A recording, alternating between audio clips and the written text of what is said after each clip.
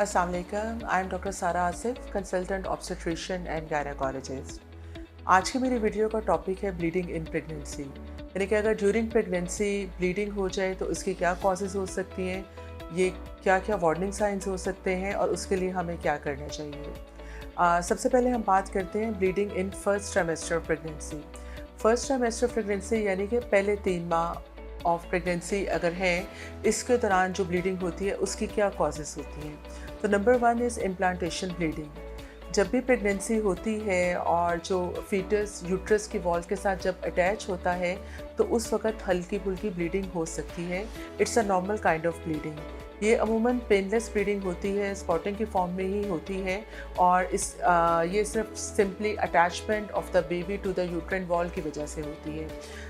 ये खुद से ही सेटल डाउन हो जाती है। इसके साथ कोई एसोसिएटेड सिम्टम्स लाइक पेन या कोई और सिम्टम्स नहीं होते। ये अपने ओन पे ही सेटल हो जाती है, लेकिन अगर ज़्यादा ब्लीडिंग हो रही हो तो फिर डॉक्टर को कंसल्ट करना चाहिए। The second common cause is miscarriage.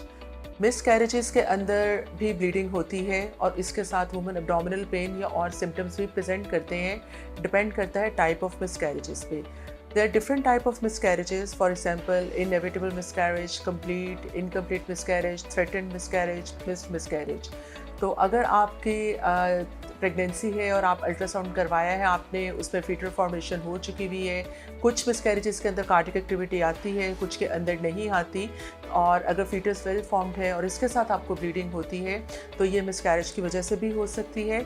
तो और ये इस ब्लीडिंग के अमाउंट वेरी करती है, कई लोगों को कम होती है, कईयों को ज़्यादा होती है, कईयों को स्फीयर एब्डोमिनल क्रैम्प्स की कंप्लेंट होती है। तो इसके लिए आपको अपने डॉक्टर को कंसल्ट करना चाहिए ताकि वो डायग्नोज कर सके कि ये कितना मैसिव हेमरेज है या ये कम ब्लीडिंग है या कौन सी टाइप का मिसकैरेज है। The third cause is ectopic pregnancy. Ectopic pregnancy का मतलब ये है कि प्रेगनेंसी अपनी नॉर्मल लोकेशन जो कि यूट्रस है उसके अंदर नहीं है। मोस्ट ऑफ द टाइम ये ट्यूब्स के अंदर होती है, जिसे ट्यूबर एक्टोपिक प्रेगनेंसी कहते हैं। ये एक रिस्की कंडीशन हो सकती है क्योंकि वहाँ पे अगर प्रेगनेंसी ट्यूब के अंदर ठहर जाएगी तो वो तकरीबन 7 to 8 वीक्स ऑफ प्रेगनेंसी तक जब पहुँचता है हमल तो उसमें ट्यूब फट सकती है, और अगर ट्यूब फट जाए तो वो पेशेंट शॉक के साथ प्रेजेंट कर सकते हैं, स्फीयर एब्डोमिनल पेन के साथ प्रेजेंट कर सकते हैं, हैवी ब्लीडिंग और समटाइम्स माइल्ड ब्लीडिंग के साथ भी प्रेजेंट कर सकते हैं। तो अगर ऐसी सिचुएशन हो तो फौरी तौर पे हॉस्पिटल जाना चाहिए ताकि अगर इमरजेंसी सिचुएशन हो, जो कि हो सकती है इस केस में, उसको डील किया जा सके। एक और कॉज होती है जिसे कहा जाता है molar pregnancy. It's a unhealthy pregnancy. इसके अंदर ये होता है कि यूट्रस के अंदर ग्रेप्स लाइक स्ट्रक्चर, लाइक जैसा अंगूरों के गुच्छ होते हैं, वो वेसिकल्स फॉर्म हो जाते हैं। समटाइम्स इसके अंदर कोई फीटल पार्ट इन्वॉल्व होता है और समटाइम्स पूरी कैविटी ही सिर्फ ग्रेप लाइक स्ट्रक्चर से भर सकती है। इसके भी बेसिक ये हैवी ब्लीडिंग के साथ प्रेजेंट कर सकते हैं। समटाइम इस तरह का स्ट्रक्चर वजाइनली पास आउट भी होता है। ये एक अनहेल्दी प्रेगनेंसी है। इसके साथ नोजिया, वॉमिटिंग या और सिम्टम्स भी प्रेजेंट कर सकते हैं। अगर आपको कोई ऐसे सिम्टम हो तो आप फौरी तौर पे अपने डॉक्टर से कंसल्ट करें। इसको अल्ट्रासाउंड के ज़रिए डायग्नोज किया जाता है और फिर इसको ट्रीट किया जाता है। इसके अलावा एक और कॉज जो ब्लीडिंग की हो सकती है वो कोई ट्रॉमा, अगर खुदा न खास्ता कोई एक्सीडेंट हो या किसी वजह से भी ट्रॉमा हो तो उसके साथ भी ब्लीडिंग के साथ पेशेंट जो है प्रेजेंट करते हैं। Now we come to the bleeding causes in second and third trimester of the pregnancy, यानी कि 13 वीक्स ऑनवर्ड से टिल 37 वीक्स तक।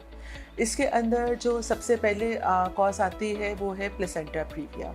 प्लेसेंटा को बेसिकली ऑल भी कहते हैं। ये एक ऐसी सिचुएशन है जिसमें प्लेसेंटा अपनी नॉर्मल पोजीशन यानी कि मिड या अपर यूट्राइन सेगमेंट पे नहीं होता, ये लोअर सेगमेंट के अंदर होता है, और ये ऑल जिसे सर्विक्स को कम्प्लीटली या इनकम्प्लीटली कवर करती है। सर्विक्स को बच्चेदानी का मुंह भी कहा जाता है।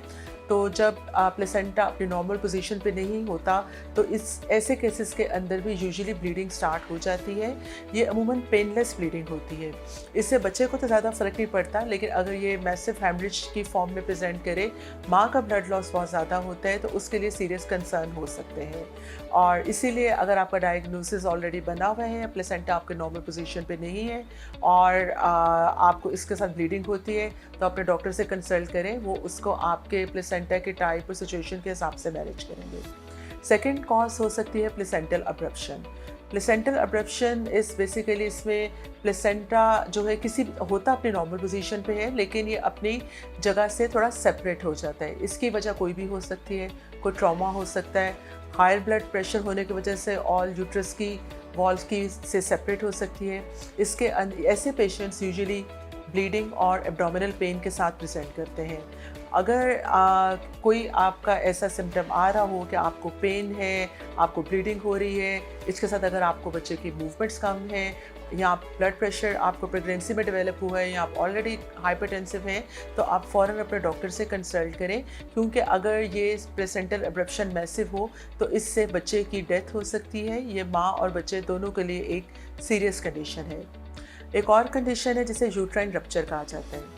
ऐसी ख़वातीन जिनके अंदर पहले सिजेरियन हो चुके हों, चाहे 1, 2, प्रीवियस 1, प्रीवियस 2 या 3 से ज़्यादा सिजेरियन हो चुके हों, या यूट्रस की कोई भी सर्जरी हुई हो, कोई फाइब्राइड रिमूवल की सर्जरी हुई हो, या कोई और भी सर्जरी हो, यानी कि यूट्रस एक दफ़ा उस पर कट लगाओ, उसके ऊपर स्कार हो, ऐसे पेशेंट्स के अंदर रिस्क होता है कि वो ड्यूरिंग प्रेगनेंसी स्कार फट सकता है, रप्चर हो सकता है, जिसको हम यूट्राइन रप्चर भी कहते हैं। ये भी लाइफ थ्रेटनिंग कंडीशन होती है और डेंजरस होती है for the mother and the baby as well.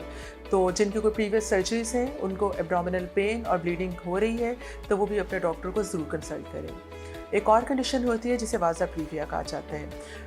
बच्चे को जो वेसल्स सप्लाई करती हैं, माँ से बच्चे के थ्रू जो ब्लड लेके जाती हैं, ये ब्लीडिंग बेसिकली उन वेसल से होती है और it is very dangerous for the baby, क्योंकि इसके अंदर जो ब्लड लॉस होता है वो बेबी का होता है। तो अगर ऐसी कोई सिचुएशन आपको ब्लीडिंग और साथ immediate like loss of movement है और तो आप फ़ौरन अपने डॉक्टर को कंसल्ट करें। और जो कॉजेज़ हो सकती हैं, again second and third trimester में भी ट्रॉमा की वजह से ब्लीडिंग हो सकती है। इसके अलावा जब 37 वीक्स के अराउंड या अगर लेबर स्टार्ट हो, जब यूट्रस ओपन होना शुरू होती है, तो एट टाइम्स उस वक्त भी हल्की फुल्की ब्लीडिंग हो सकती है, जिसे शो भी कहा जाता है। ये शो हैवी भी हो सकता है, लेकिन बहरहाल इसको डॉक्टर ही कंफर्म कर सकते हैं। इसके अलावा कुछ और कॉजेज़, अगर आपको कोई लोकल इन्फेक्शन है, वजाइनल इन्फेक्शन है, कोई सर्वाइकल सर्वासाइटिस या सर्वाइकल इन्फेक्शन है, खुदा न खास्ता कोई ट्यूमर या मेलिग्नेंसी का कोई सस्पिशन है, तो उसकी वजह से भी ब्लीडिंग हो सकती है। पूरी प्रेगनेंसी किसी भी ट्राइमेस्टर के दौरान अगर आपको ब्लीडिंग हो तो इट्स अ सीरियस कंसर्न, आपको इसको लाइटली नहीं लेना। और सबसे पहला काम यह है कि आपने अपने डॉक्टर को इन्फॉर्म करना है, क्योंकि वही इसका आपको थॉरली आपको हिस्ट्री लेंगे, एग्जामिनेशन करेंगे, जो इन्वेस्टिगेशंस हैं, अल्ट्रासाउंड है, ब्लड टेस्ट हैं, वो करवाएंगे, आपकी कंडीशन असेस करेंगे और जो भी आपकी कंडीशन होगी उसके अकॉर्डिंगली ही ट्रीट किया जाएगा। लेकिन और इसके अलावा आपको अगर जितनी देर तक आप डॉक्टर से कांटेक्ट करते हैं या पहुंचते हैं, तो घर में भी जितनी देर तक आप हैं, तो आपको कोई हैवी वेट्स नहीं उठाने, कोशिश आपने रेस्ट करने की ही करनी है, कोई टैम्पन्स वगैरह यूज़ नहीं करने, कॉटन बेस्ड पैड यूज़ करने हैं, ताकि असेस किया जा सके कि आपको कितनी ब्लीडिंग हो रही है, अपनी हेल्प अरेंज करनी है और you have to reach the hospital immediately. Thank you so much.